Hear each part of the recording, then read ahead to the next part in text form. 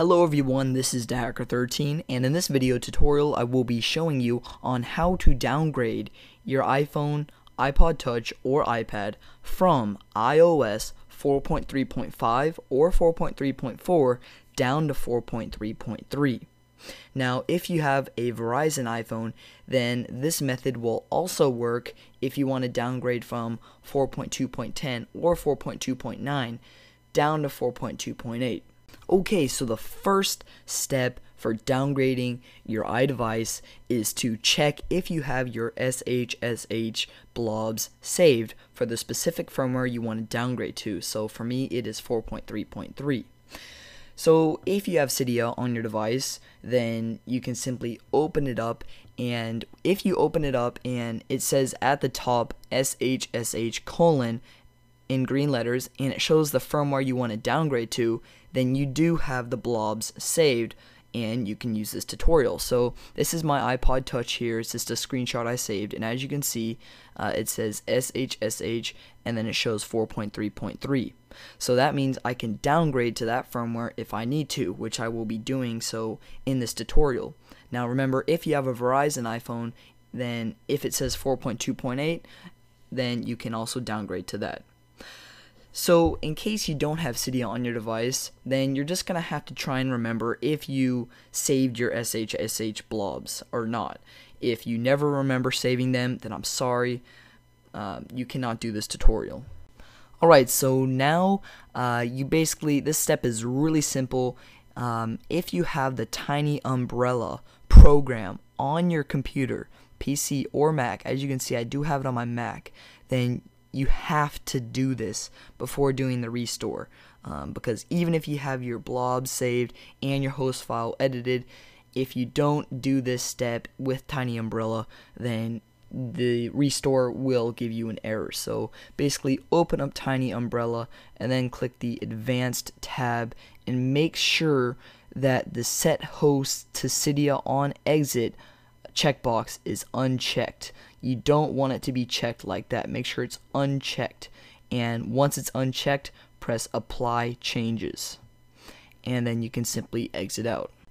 So now what you want to do is you need to download the firmware that you plan on downgrading to. So for me, it's 4.3.3. Now I will have all links in the description down below for each device.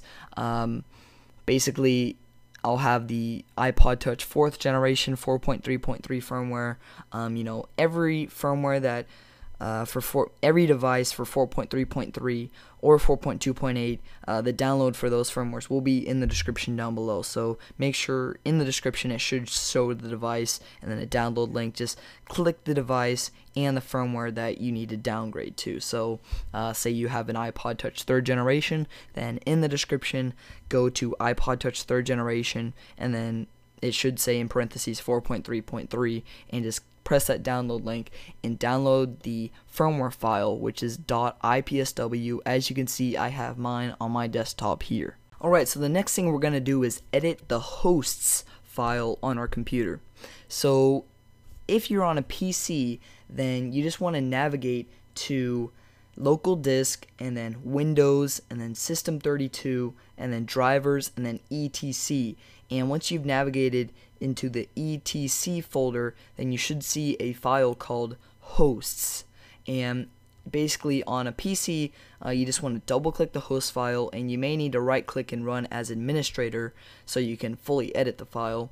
And once you have it open, you just want to copy this line of code at the very bottom of the file.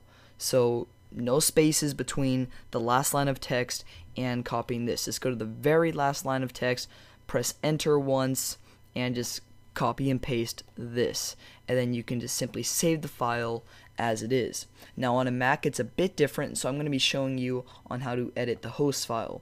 So if you're running Snow Leopard, then it's really easy. You just open up Finder, you just click go, you click go to folder, and then go to private in etc, and you just want to open up your host file, and then you can just simply copy and paste it at the bottom. As you guys can see, I've already done it right there.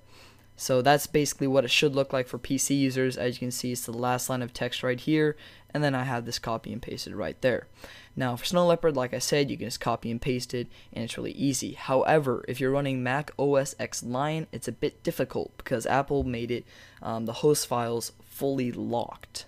So basically what you're going to need to do is open up Terminal, and you're going to have to type in sudo space nano space and then /private /etc/hosts, and you have to press enter, and it will ask you to enter in your password, but I've already done it. And basically here you can simply copy and paste the line of code. I'll just do it once again to show you guys. So you can just do Command V, or well, that's to paste.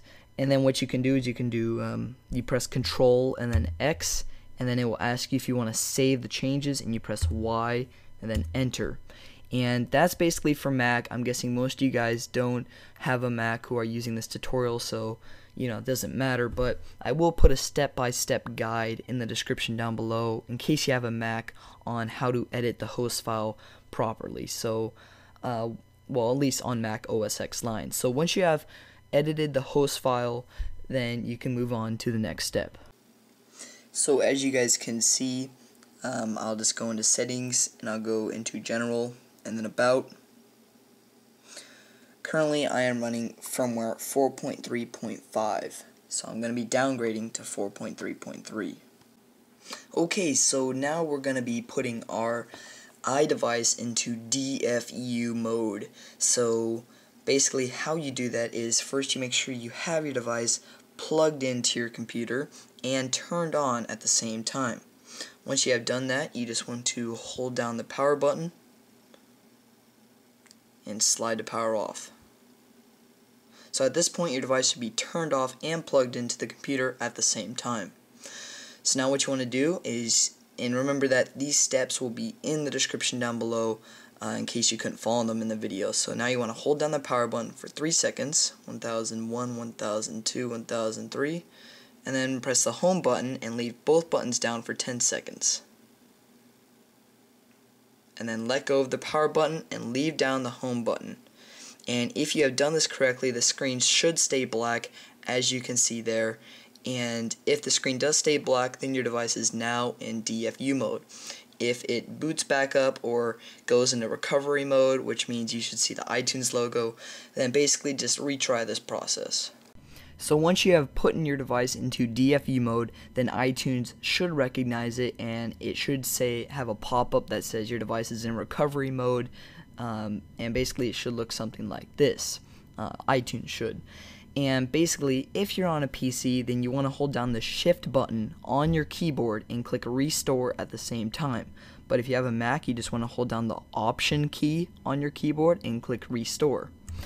Now if you have done this right, then you should get a pop-up right here asking you what file you want to open up. So I'm just going to select the 4.3.3 file. So basically you want to select your 4.3.3 firmware file, and if you have a Verizon iPhone, then you're obviously going to be selecting your 4.2.8 firmware file. So just select it and click open, and then click restore, and then the restore will start. So as you guys can see, once the restore is finished, your device will reboot.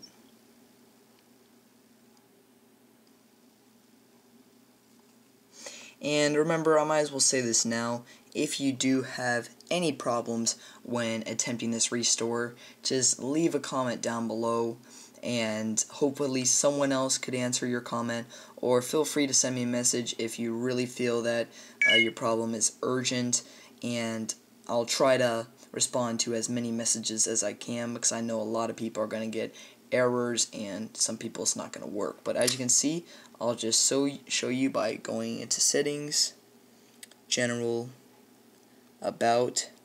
As you can see, it says 4.3.3. Thanks for watching the video. If you enjoyed it, please like the video by clicking the like button, leave a comment down below, and subscribe. If you haven't already, please subscribe to my second channel, Other to Hacker 13, my gaming channel, Spirals Gaming, and also follow me on Twitter. Those 3 links will be in the description down below.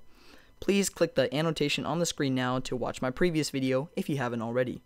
Once again guys, thanks for watching the video, and see you all later.